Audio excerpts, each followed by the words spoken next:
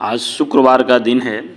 मैं आर सिंह आपसे माँ संतोषी की उत्पत्ति की कथा आपसे शेयर करने जा रहा हूँ। माँ संतोषी की उत्पत्ति कैसे हुई, इसके बारे में मैं आपसे एक कथा आपसे शेयर करने जा रहा हूँ। संतोषी माता देवी माँ के सबसे लोकप्रिय रूपों में से एक है। वह विशेष रूप से उत्तर भारत में बड़ी संख्या में हिंदुओं द्वारा पूजी जाती है। संतोषी नाम खुशी का अनुवाद करता है और देवी संतोषी को अक्सर संतुष्टि और खुशी की देवी के रूप में जाना जाता है। प्रसन्न होने पर वह अपने भक्तों को प्रसन्नता का आशीर्वाद देती हैं। वह दुर्भाग्य को नष्ट करती हैं और घर को समृद्धि से भर देती हैं। देवी दुर्गा के एक रूप में उन्हें अन्य रूपों में सबसे शांत माना जाता है। देवी संतोषी माता के चित्रण में उन्हें कमल के फूल पर विराजमान दिखाया गया है। यह इस बात का प्रतीक है कि भले ही देवी बुरे गुणों से भरी दुनिया के बीच मौजूद हैं, फिर भी वे शांत हैं और ज़रूरतमंदों पर अपना आशीर्वाद बरसाते रहती हैं।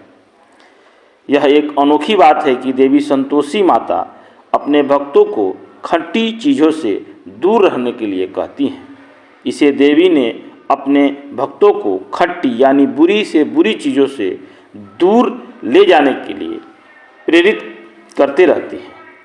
आज हम देवी संतोषी माँ और उनके बारे में विस्तृत रूप से चर्चा करेंगे, उनकी उत्पत्ति की कथा सुनाएंगे। सबसे पहले माँ संतोषी के रूप और निवास के बारे में मैं आपसे चर्चा करने जा रहा हूँ। माँ संतोषी दूध के सागर में निवास करती हैं। इस समुद्र पर एक सुंदर लाल कमल तैरता है। इसी कमल पर संतोषी माँ विराजमान रहती हैं। कभी कभी वह एक बाघ पर भी बैठी दिखाई देती हैं, जो उनकी पसंद का वाहन है। उसकी 4 भुजाएं हैं। इनमें से 3 भुजाओं में क्रमशः एक तलवार, एक त्रिशूल या एक त्रिशूल और चावल से भरा एक सुनहरा बर्तन दिखाया जाता है। चौथी भुजा ऐसी स्थिति में टिकी हुई है जो अपने भक्तों को निश्चिंत रहने के लिए कहती है। वह हर समय उनके साथ रहती है। शस्त्र धारण करने वाले हाथ विश्वासियों को बताते हैं कि भले वह शांत हो, लेकिन अगर उनके बच्चों को नुकसान पहुंचाया जाता है तो वह हथियार उठाने से नहीं हिचकेंगी। चावल का कटोरा समृद्धि और आनंद का प्रतिनिधि है, जो अपने भक्तों को आशीर्वाद देती हैं। अब मैं माँ संतोषी के जन्म और उत्पत्ति के बारे में आपसे चर्चा करने जा रहा हूँ। भगवान गणेश जी के परिवार के बारे में पहले जानते हैं।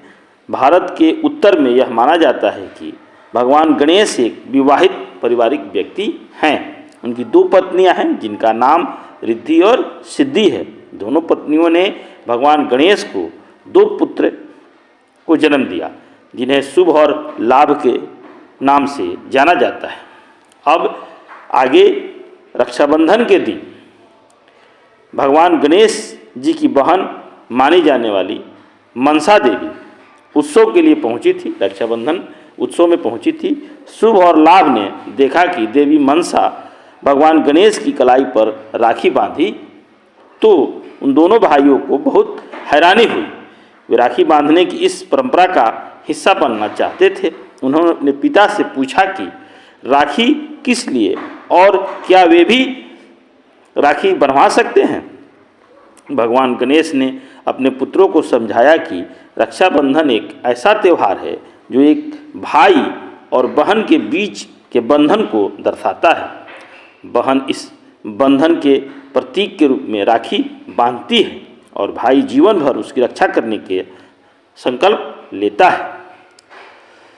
तब शुभ और लाभ निराश हो गए, क्योंकि उनकी कोई बहन नहीं थी। वे रक्षा बंधन का त्यौहार नहीं मना पाएंगे, क्योंकि वो दोनों भाई थे, उनकी कोई बहन नहीं थी।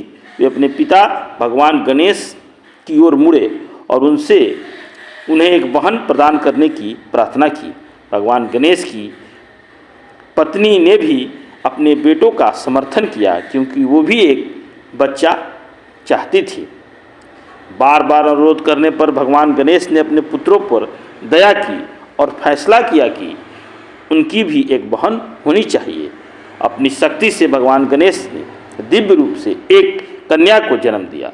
लड़की के जन्म पर शुभ लाभ और उनकी माताएं बहुत खुश थी, क्योंकि कन्या ही परिवार के सुख समृद्धि का कारण थी, खुशी का कारण थी।